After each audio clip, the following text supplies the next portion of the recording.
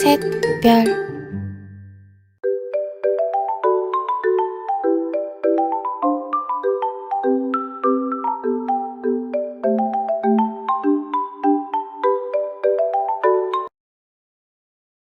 Assalamualaikum warahmatullahi wabarakatuh. Perkenalkan, nama saya Tiara dengan NIM SF19109 dari kelas 6B.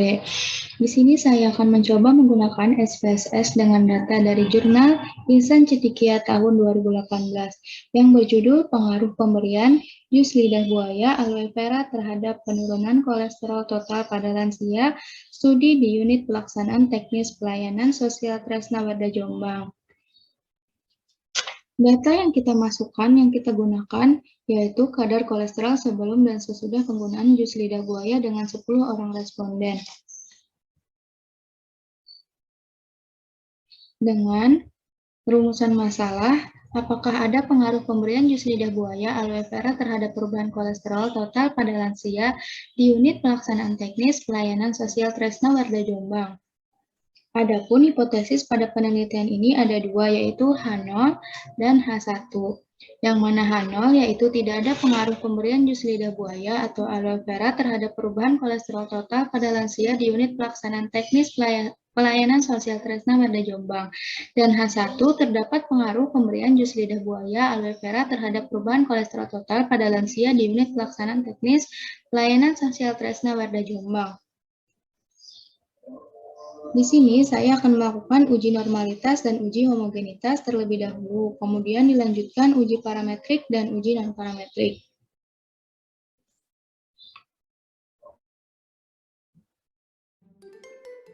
Pertama-tama kita masuk ke menu variable view. Selanjutnya pada kolom pertama kita ketik responden.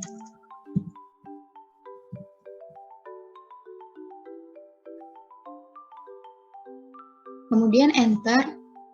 Kemudian pada desimal kita nolkan karena tidak terdapat desimal pada data. Selanjutnya pada kolom label kita ketik kode responden. Selanjutnya untuk kolom yang kedua kita ketik pemberian. Enter. Dan kita nolkan kembali pada desimal. Kemudian pada label kita ketik pemberian jus lidah buaya.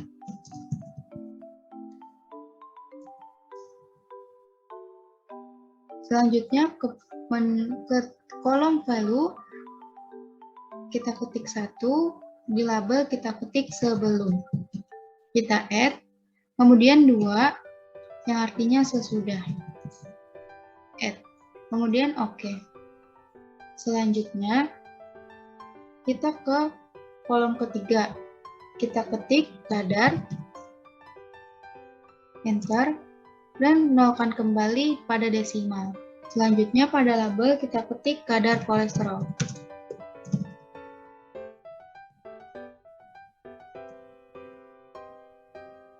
Selanjutnya, setelah semua kita isi, kita ke menu data view. Pada menu data view terdapat 3 kolom, yaitu ada kolom responden, kolom pemberian, dan kolom kadar. Karena pada data terdapat 10 responden, maka kita tulis 1 sampai dengan 10 di kolom responden. 3, 4, 5, 6, 7, 8, 9, dan 10. Selanjutnya pada kolom pemberian, untuk pemberian ada 2, yaitu bisa kita lihat di variable view di kolom value. Untuk 1 yang artinya sebelum dan 2 artinya sesudah. Karena kita memasukkan data sebelum pemberian, maka kita masukkan angka 1. Selanjutnya pada kadar kita masukkan kadar sebelum pemberian jus lidah buaya. 228, 220, 205, 221, 200, 213, 206, 223, 231, dan 240. Selanjutnya, setelah selesai kita masukkan data kadar sebelum pemberian, selanjutnya kita masukkan data sesudah pemberian jus lidah buaya. Masukkan data di kolom responden dengan melanjutkan angka selanjutnya, yaitu 11, 12, 13, 14,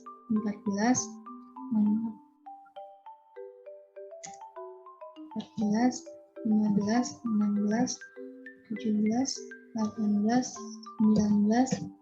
20.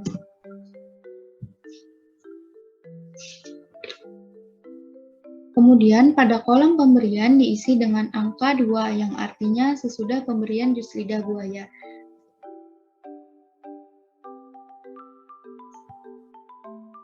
Selanjutnya pada kolom kadar, masukkan data-data sesudah pemberian jus lidah buaya. 216, 199, 186, 238, 185, 195, 183, 218, 215, dan 219.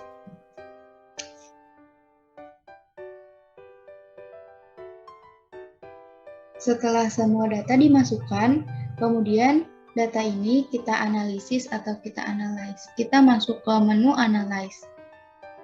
Karena di sini kita ingin melihat suatu kenormalan data, maka kita gunakan descriptive statistic. Kemudian kita pilih export.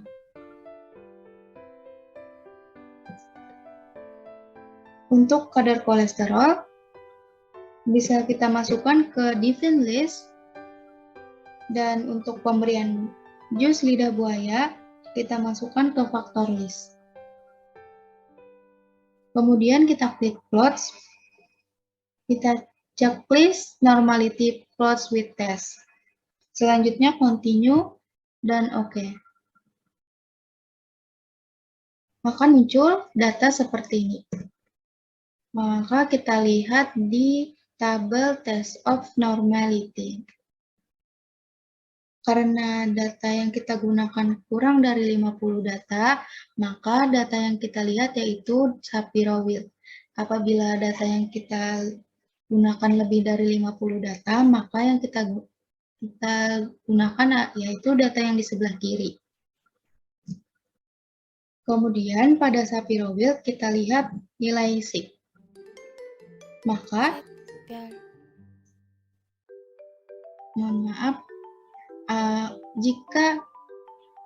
jika nilai sig lebih dari atau sama dengan 0,05, maka data dapat dikatakan data berdistribusi secara normal. Karena pada data ini nilai sig yang didapat 0,894 dan 0,305 yang artinya lebih dari 0,05, maka data merupakan data yang terdistribusi secara normal, sehingga bisa dilanjutkan ke uji parametrik. Baik, kita lanjut langsung ke uji homogenitas. Pertama-tama kita masuk ke menu Analyze, kemudian klik Compare Means, dan kemudian One Way ANOVA. Selanjutnya, masukkan kadar kolesterol ke Dependent List, dan untuk pemberian jus lidah buaya masukkan ke Factor List. Kemudian, klik Post Hoc, centang LSD, kemudian Continue. Selanjutnya, klik Option, kemudian checklist descriptive dan homogeneity of variance test. Kemudian continue. Selanjutnya, oke. Akan muncul hasil seperti ini. Kita lihat ke tabel test of homogeneity of variance.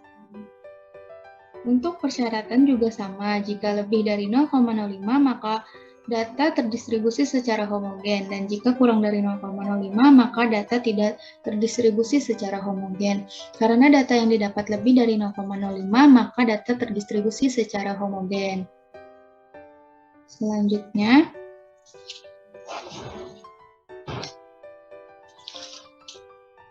Kita lanjut ke uji parametrik.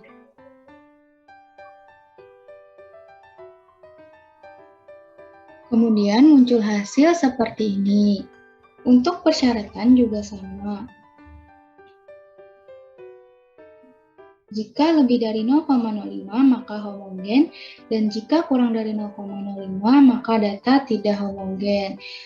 Karena data yang kita dapatkan lebih dari 0,05 maka data terdistribusi secara homogen. Selanjutnya kita masuk ke uji parametrik. Dapat kita lanjutkan ke uji parametrik.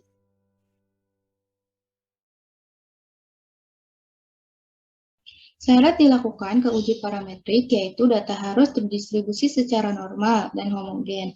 Apabila data yang didapat tidak normal dan homogen, maka uji yang digunakan yaitu uji non-parametrik. Karena data yang didapatkan normal dan homogen, maka kita lanjut ke uji parametrik. Dengan uji yang saya ambil adalah paired sample t-test, dikarenakan rancangan penelitian pada jurnal adalah one group pre-post test design, yang merupakan rancangan eksperimen dengan melakukan pretest terlebih dahulu sebelum diberikan intervensi, kemudian setelah diberikan intervensi dilakukannya post-test. Artinya, pada penelitian ini hanya menggunakan satu sampel saja, tetapi dengan waktu yang berbeda. Apakah ada pengaruh antara sesudah pemberian ataupun sebelum pemberian?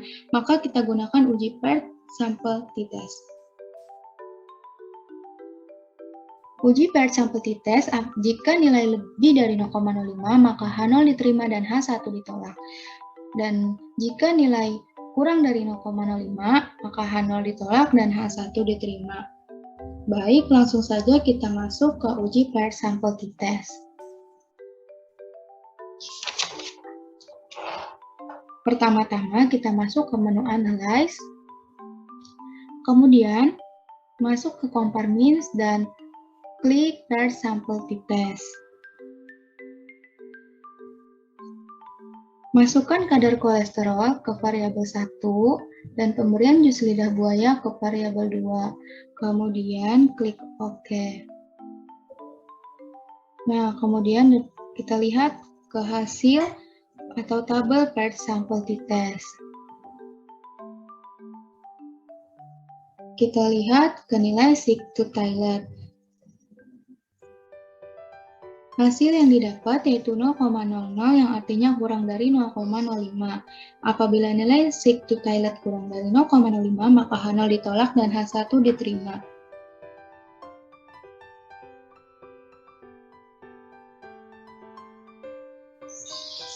H1 yaitu terdapat pengaruh pemberian jus lidah buaya aloe vera terhadap perubahan kolesterol total pada lansia di unit pelaksanaan teknis pelayanan sosial Tresna Warda Jombang. Yang artinya pada penelitian kali ini dapat disimpulkan bahwa data ini terdistribusi secara normal serta homogen yang dapat dilanjutkan ke uji parametrik. Dengan uji parametrik yang digunakan adalah uji paired sample t-test. Karena digunakan hanya satu sampel, namun waktu penelitian berbeda. Setelah dilakukan uji paired sample t-test dengan nilai Sick-to-Tylet-nya kurang dari 0,05, maka H0 ditolak dan H1 diterima. Sekian dari saya. Mohon maaf apabila ada kesalahan. Wassalamualaikum warahmatullahi wabarakatuh.